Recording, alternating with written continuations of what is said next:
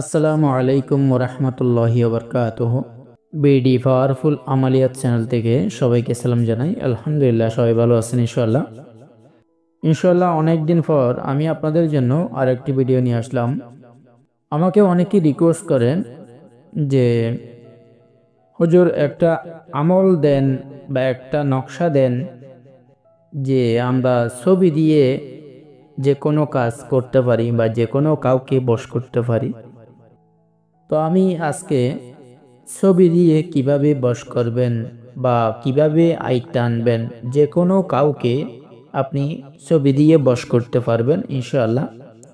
তো আমি সেভাবে আজকে এই আমলটি বা তদবিরটি দিতেছি ইনশাআল্লাহ।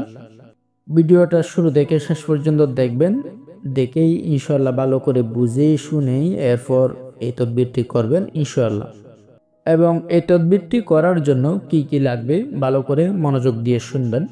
প্রথমত, এই তদবিরটি করার জন্য আপনাদের যা যা প্রয়োজন হবে, আপনি যাকে বশ করবেন, অর্থাৎ আপনি আপনার প্রেমিকাকে বশ করেন বা আপনার স্ত্রীকে বশ করেন বা আপনার বন্ধুকে বশ করেন বা আপনার আত্মীয় স্বজনের মধ্যে কেউকে বশ করেন বা বাইরে কেউকে বশ করেন, অর্থাৎ যে কোনো কাউকে আপনি বশ করেন না কেন, যাকে বশ করবেন তার ছবি অবশ্যই লাগবে। এবং এখানে আপনি ছেলে হোক বা মেয়ে হোক, যেই হোক না কেন, এই তদবিরটি ছেলে মেয়ে সবাই করতে পারবে।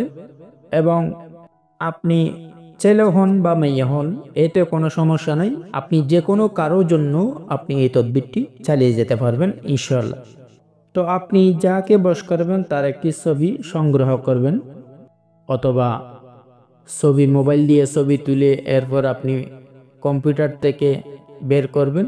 কিন্তু ছবিটি কম্পিউটার থেকে বের করার সময় অবশ্যই মনে রাখবেন, পিছনের ব্যাক সাইড সাদা থাকতে হবে, ব্যাক সাইড সাদা থাকতে হবে। আর সামনের ছবি যেরকম হোক না কেন সমস্যা নাই, পিছনের ব্যাক সাইড যেন সাদা থাকতে হবে, কারণ পিছনে আপনাকে একটি নকশা অঙ্কন করতে হবে, সেই জন্য আপনাকে পিছনের সাইডটি সাদা রাখতে হবে। ফটোটি বের করবেন বা ছবিটি বের করবেন, মনে রাখবেন আপনি যাকে বশ করবেন তার নাম, তার মায়ের নাম জানা জরুরি। কারণ আপনি তার নাম, তার মায়ের নাম যদি জানেন, তাহলে সেই ক্ষেত্রে আপনার এই তদবিরটি খুব দ্রুত ফলাফল দেখা দিবে। অনেকে আছেন যে বলেন আমরা মায়ের নাম জানি না বা বাবার নাম জানি না, অথবা বাবার নাম জানি মায়ের নাম জানি না। তো সেই ক্ষেত্রে আপনি একটা কাজ করতে পারেন, যে যার জন্য করবেন তার নামটা লিখে পরবর্তীতে হাওয়া লিখে দিবেন, অর্থাৎ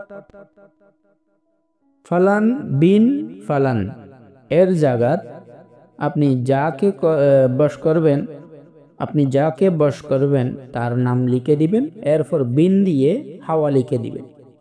মেয়ের ক্ষেত্রে এটা বিনতে হবে, ছেলের ক্ষেত্রে বিন হবে, অর্থাৎ ফালান বিন ফালান, এবং মেয়ের ক্ষেত্রে ফালান বিনতে ফালান। তো এইভাবে যখন আপনি নামটি সংগ্রহ করবেন, এরপরে আমি আপনাদেরকে একটি নকশা দিতেছি। এরপর আমি যে আপনাদেরকে একটি নকশা স্ক্রিনে দেখাতেছি, সেই স্ক্রিনে যে নকশাটি দেখতে পারতেছেন, সেই নকশাটি আপনাদেরকে জাফরান কালি দ্বারা অঙ্কন করতে হবে। জাফরান কালি দ্বারা অঙ্কন করেই, সম্পূর্ণ অঙ্কন করেই, এরপর নিচে করে আপনি এই যেভাবে বলছি সেভাবে করে নাম লিখে দিবেন। যখন আপনি নকশাটি সম্পূর্ণ কমপ্লিট করে ফেলবেন, এরপরে নিচে নাম লিখে দিবেন, যার ছবি তার নাম লিখবেন এবং তার মায়ের নাম লিখবেন। আর যদি মায়ের নাম জানা না থাকে তাহলে হাওয়া লিখে দিবেন, হাওয়া লিখে দিলেই হবে। আর যদি নাম জানেন তো অবশ্যই নাম লিখবেনই। এখন আমি তো আগে আপনাদেরকে নকশাটি কিভাবে অঙ্কন করবেন সেটা তো বলে দিছি। হ্যাঁ, মনে রাখবেন নকশাটি অঙ্কন করার সময় যে নকশার যে লাইন, সেই লাইনগুলি আপনাকে ডান পাশ থেকে শুরু করতে হবে। আপনাকে সে লাইনগুলি ডান পাশ থেকে শুরু করতে হবে, ডান পাশ থেকে লাইনগুলি শুরু করে সম্পূর্ণভাবে শেষ করবেন। এবং এই নকশাটি অঙ্কন করবেন কখন সেটা আমি আপনাদেরকে বলি নাই, কিন্তু আমি আপনাদেরকে নকশাটি কিভাবে অঙ্কন করবেন সেটা বলে দিয়েছি। কিন্তু আপনাকে নকশাটি কখন অঙ্কন করতে হবে সেটা বলি নাই, সেটা ভালো করে মনোযোগ দিয়ে শুনবেন। যে কোনো জুমার দিন, এটি কিন্তু নকশা অঙ্কন করার দিন, নকশা অঙ্কন করার দিন, যে কোনো জুমার দিন অর্থাৎ শুক্রবার। কারণ নকশা অঙ্কন করার ক্ষেত্রে আপনাকে যেদিন শুক্রবার সেদিনই আপনাকে এই তদবিরটি করতে হবে।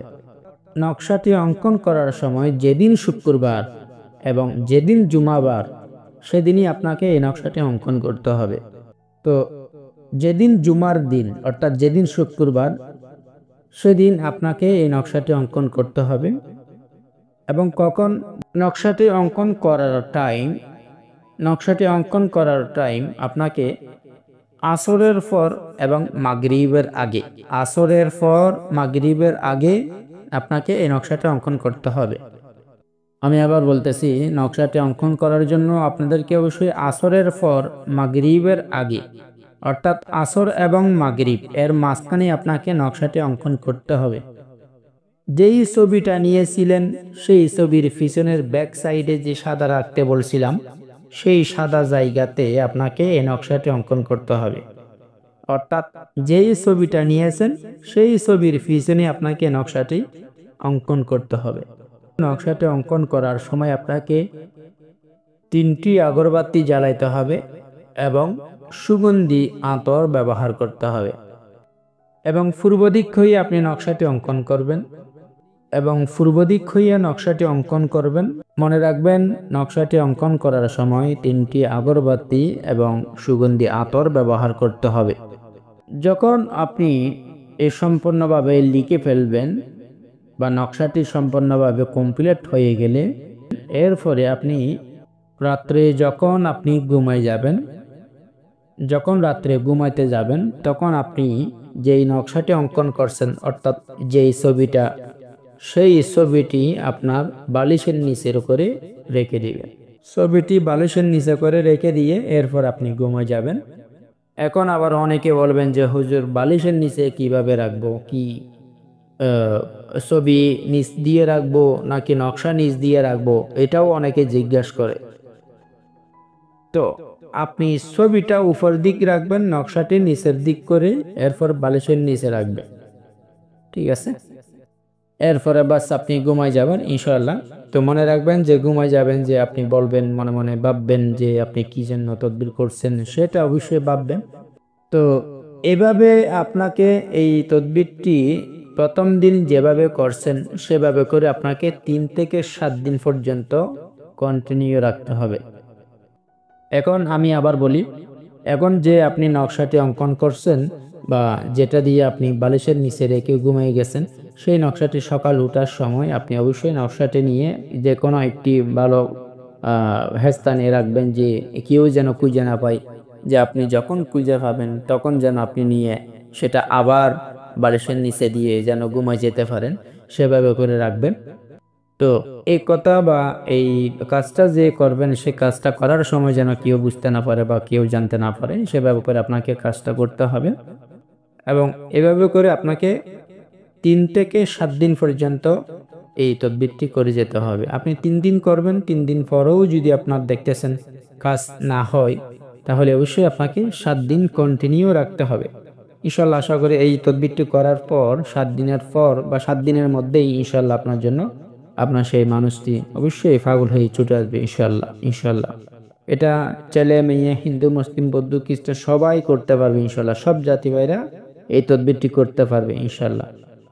ভালো করে বুঝে শুনে এরপর এই তদবিরটি করেন, মনোযোগ দিয়ে শুনবেন। যে কোনো একটি ভিডিও বা আমল করলে বা তদবির করলে সেটি ভালো করে দেখবেন, শুনবেন, ভালো করে মনোযোগ দিয়ে শুনেই এরপর আপনাকে তদবিরটি বা আমলটি করতে হবে। অনেকে ভিডিও দেখে না, ভিডিও দেখলেই শুধু ডাউনলোড করতে চাই, কিন্তু ভাই ডাউনলোড করবেন না। আমি আপনাদেরকে বলি, ডাউনলোড না করেই আপনি ভিডিওটি দেখেন, অনলাইনে থাকা অবস্থায় আপনি ভিডিওটি দেখেন, এরপরে পরবর্তী আপনি যা ইচ্ছা তা করবেন, সমস্যা কি? তখন আপনি ইনশাল্লাহ অবশ্যই ভিডিওটি দেখে আমলটি করার হকভাবে হালালভাবে আপনি ইজাজত অনুমতি পাবেন ইনশাল্লাহ। তো ইনশাল্লাহ সবাই ভালো থাকবেন এবং ভিডিওটি ভালো করে দেখে বুঝে শুনে ইনশাল্লাহ তদবিরটি করেন। আল্লাহ তাআলা যেন সবাইকে এই তদবিরটি করার তৌফিক দান করেন, আমিন। এবং সবাই ভালো কাজের জন্য ব্যবহার করবেন, খারাপ কাজের জন্য ব্যবহার করবেন না। তো আসসালামু আলাইকুম ওয়া রাহমাতুল্লাহি ওয়া বারাকাতুহু। জাযাকাল্লাহু খাইরান। اللهم ارحمني برحمتك يا أرحم الراحمين। আসসালামু আলাইকুম ওয়া রাহমাতুল্লাহি ওয়া বারাকাতুহু। বিডি পাওয়ারফুল আমালিয়াত চ্যানেল থেকে সবাইকে সালাম জানাই। আলহামদুলিল্লাহ সবাই ভালো আছেন ইনশাআল্লাহ। আজকে আমি আপনাদের জন্য আর